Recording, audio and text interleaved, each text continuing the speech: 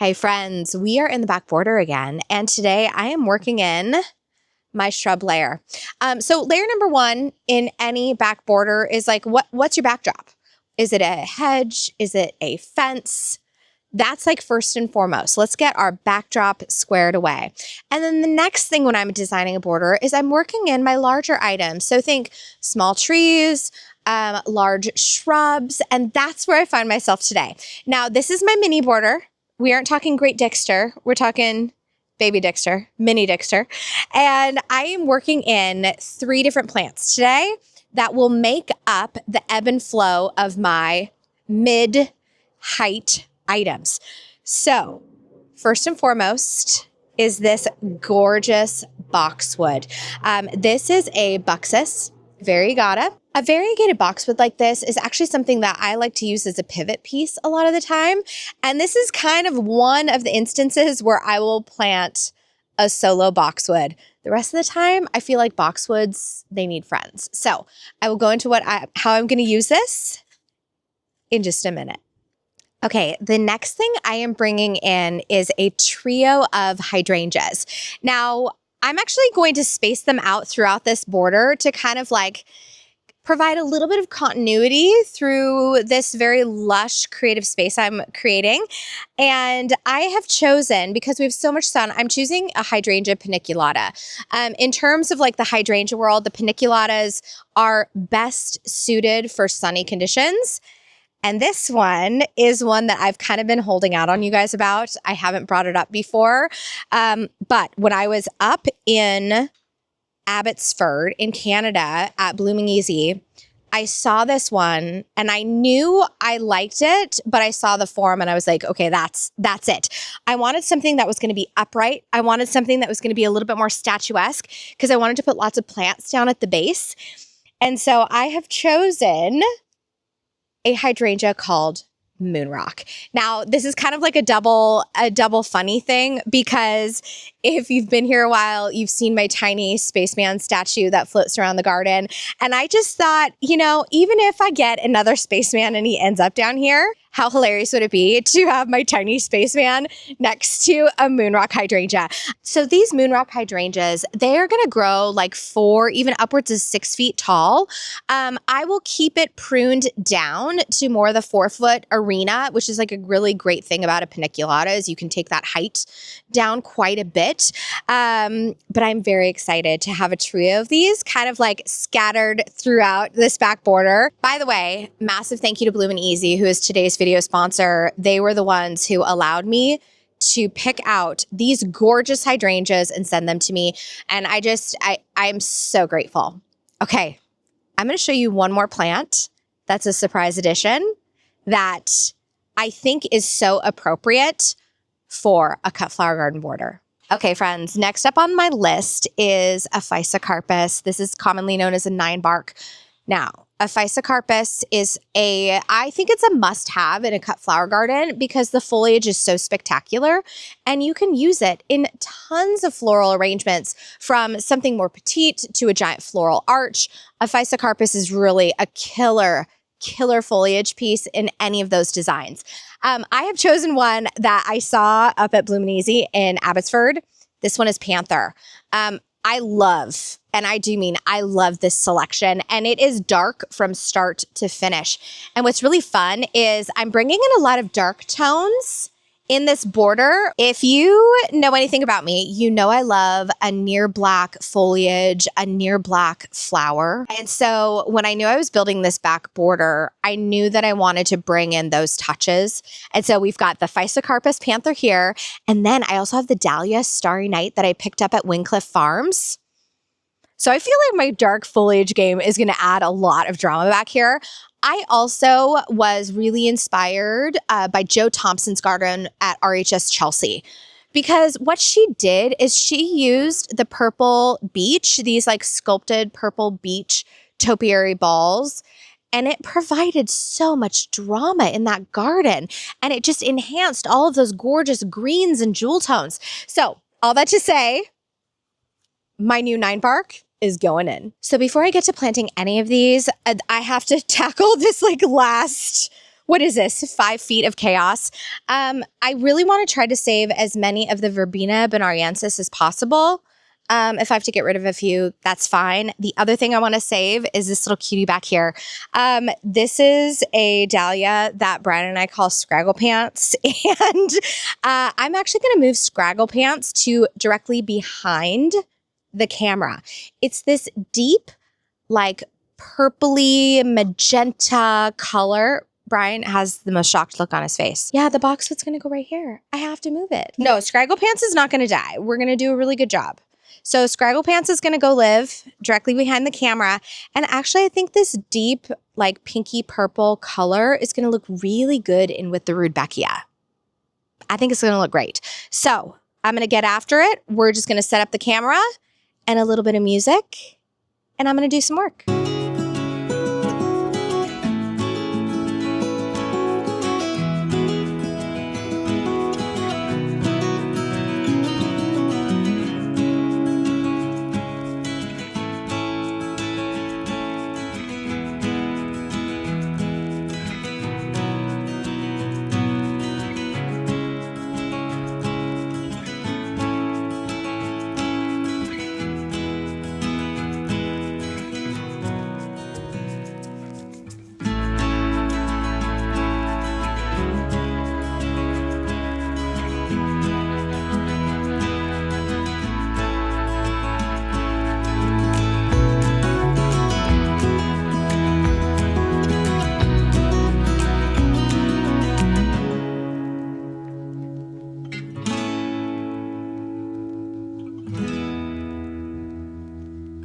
So we're zooming you out a little bit because I want to give you some perspective in terms of positioning for this cute boxwood globe.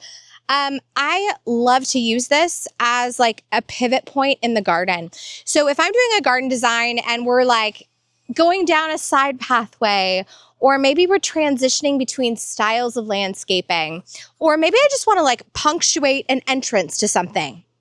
Variegated box. It's such a great one. Having some clipped forms in a wild border really helps create some tension and contrast and holds the wild elements. So I'm going to use it right here as a pivot point. Essentially, to run down, I've got my main pathway coming to my patio space. And then right here at the end of like these little T-posts, I'm creating like a sneaky squirrel pathway along the border.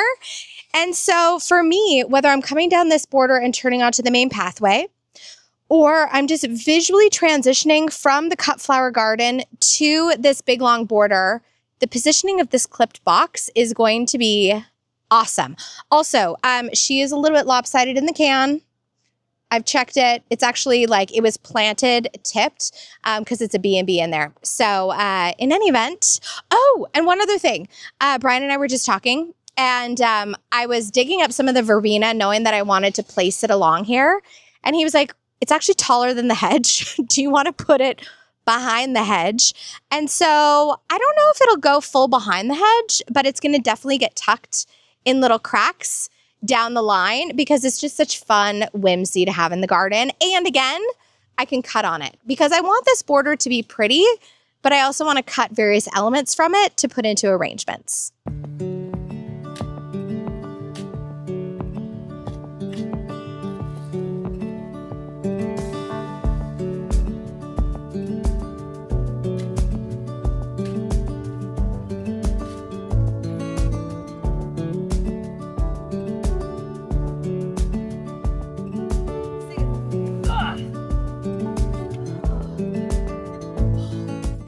You guys, some of these B&B items, these ball and burlap items, they are so heavy. They're like grown in compact clay, I swear. Okay, I got it out of the pot and I think my hole is at a proper depth. So I'm just gonna do the classic, a little biotone, a little compost, we're in business.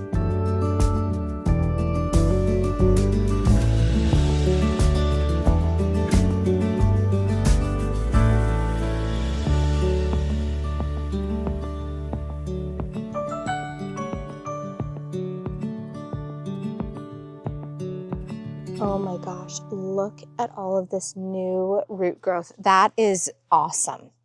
That is so awesome. I mean, it's been in here a minute, I can tell, but the fact that there's so much active root growth, especially around these cuts where it's been root pruned, that makes me very happy.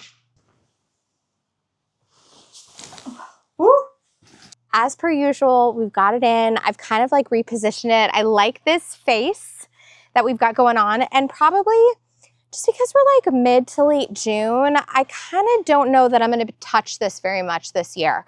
I might just let it get settled in, and then next year I'll start shaping it into that really strong globe that I am after. But I love its positioning. I almost wonder though if I should have it out more. I mean, this does leave like a cute little foot barrier for like small perennials. And this does actually give me space behind it if I wanted to put like, see, I might put one of the dark dahlias back here too. I might scoot it out this way to the corner just a wee bit more. But I do like a foot space for some ground cover. So I positioned my Moonrock hydrangea here because I know that it's gonna get like big, right? And I almost want that boxwood to feel like it's in the front of the border because I'm really only planting little ground covers in front of it, maybe a few little like creepy wispy things. And so I think what I'm gonna do is I think I'm gonna scoot it another 6 inches towards the corner where my sneaky squirrel pathway and the pathway to the patio where they meet up. So I'm gonna go 6 inches towards the corner. So it feels, because right now it's like right in line, and I want that boxwood ball to be further forward. Because again, when we're placing these bigger elements, this is where we start feeling the wave and the movement of a beautiful border. The other cool thing is I can now put some of those like dark dahlias. Here, hold on. Okay, how cool would that look back here? That's super dramatic and really interesting. And then actually I'm thinking of, I really like the idea of this black dahlia with my salvia, the light pink one with the just tiny bit of black stem in it. I think the 3 of them could be a stunning combination. So this is my backup border height. This is almost front of border. And then I've got my fluffy salvia bit there. And then Martha Stewart, she has a bloom on her. She's got a little tiny bud. She's gonna go right here. She's still on the struggle bus, just for those following closely on Martha Watch 2025. She now has powdery mildew. I'm like, you guys, what is going on with this rose? Not happy so far, not happy. But I'm hoping when she gets down in this garden where it feels like you're on the surface of the sun, that she's gonna be a bit happier there. Okay, time to move a boxwood a little bit forward.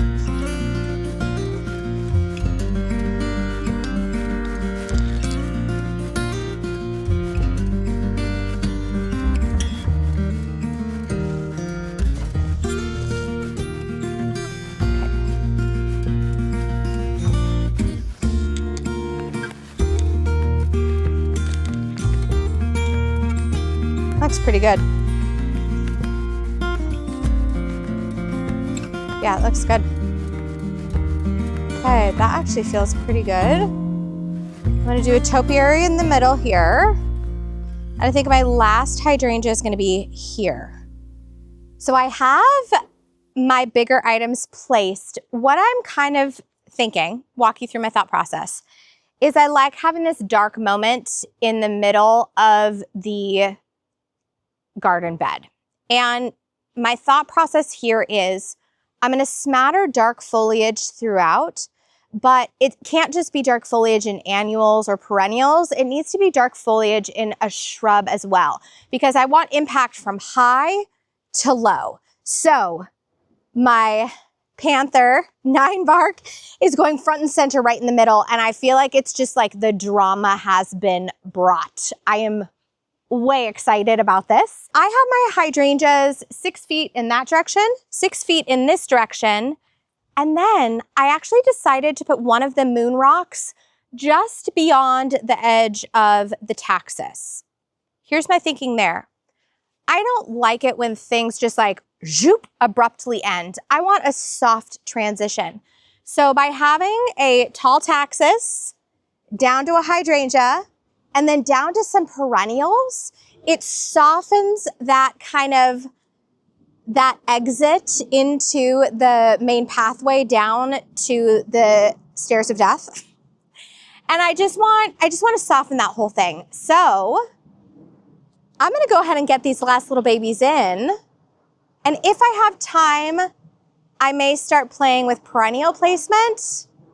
But also, I think that's going to be in the next video because this is starting to come together and it is feeling that beautiful collected vibe that I was going for. So you're looking at a very happy gardener. So Brian just asked me if I wanted to plant my verbenas before I plant my shrubs. He's like, don't you want to get those in the ground? And the answer is no. And actually brought up a really, really good point. When you're doing a border, there really is a hierarchy. If you start throwing perennials in here before thinking about like your structure, your shrubs, small trees, honestly, you are going to have to reinvent the wheel when it comes time to add those items because you can't have a perennial border that is like 100% perennials. I mean, you technically can. It's your garden, do what you want. But I think it misses structure and I think you're missing an opportunity to do something super cool. So I'm gonna do shrubs first. Once I have my hydrangeas and my 9-bark in place, it's at that point that I'm gonna take a step back and be like, oh, I think I want a verbena here. I think one right here would look good. So shrubs first, perennials second.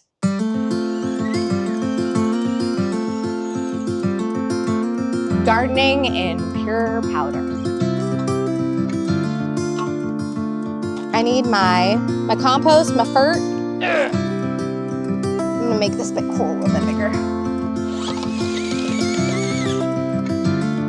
By the way, someone asked me if this auger was in my Amazon store. It is not. It is not because this is a power planter and they don't sell them on Amazon.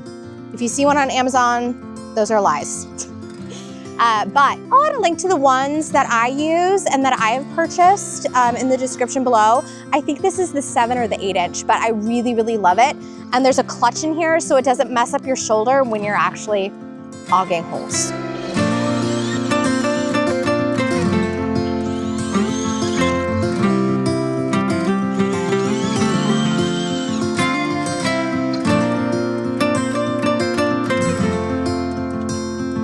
You know, at one point I actually debated calling a blower service. Their compost minimum was 10 yards, but it comes out with like this big tube and then they just like blow it all over the place. I have such sandy soil. I'm still thinking about it. Like it's not off the table. Could actually be really cool.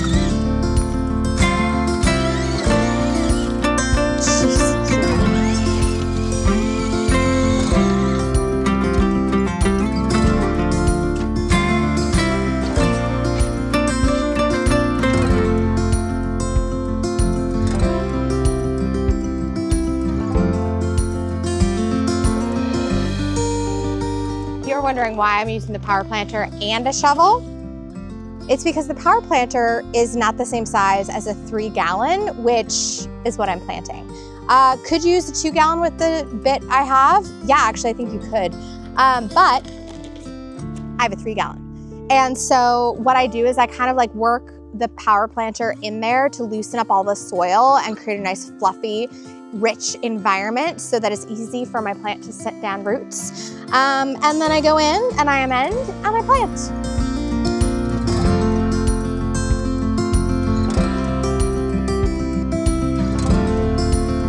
Okay, I want this planted, I think, a little bit in back of the 9. Which one is the better face? We need it broad out this way.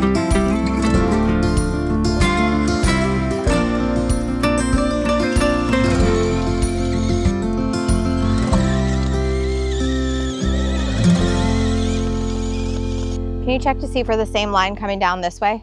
Okay, so we're at the end of my hedge row here.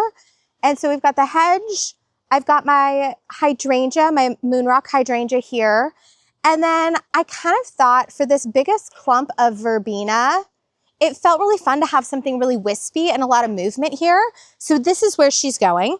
And verbena bonariensis, it like reseeds itself here. And this is like very nutrient deficient soil.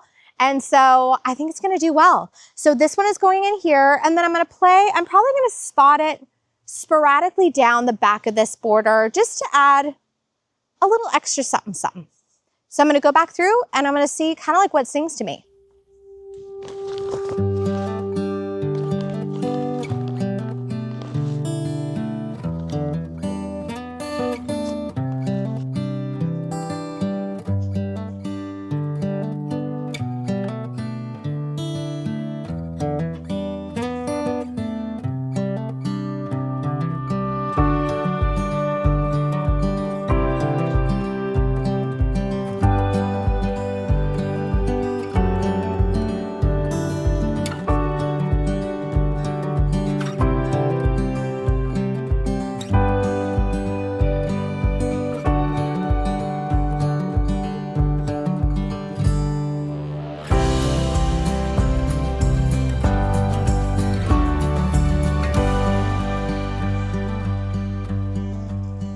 So the last thing I'm gonna do here, and by the way, we've placed these verbena kind of like back and forth among the hedge, just for like that little unexpected touch of whimsy.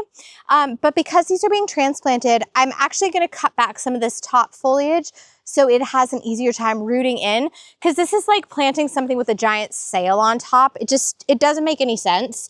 Also, verbena are incredibly prolific. And so they actually take really well to cutting back. So that's all I'm gonna do. I just take it above a little leaf pairing and give it a snip, just like you would a rose, a zinnia, a dahlia, anything else, and it'll just start branching and taking off from there. I'm gonna end it here. I'm gonna see you in the next one. In the meantime, say hello to your garden for me and come on back, because the rest of this, I think, is gonna get planted in our next video. I'll see you soon.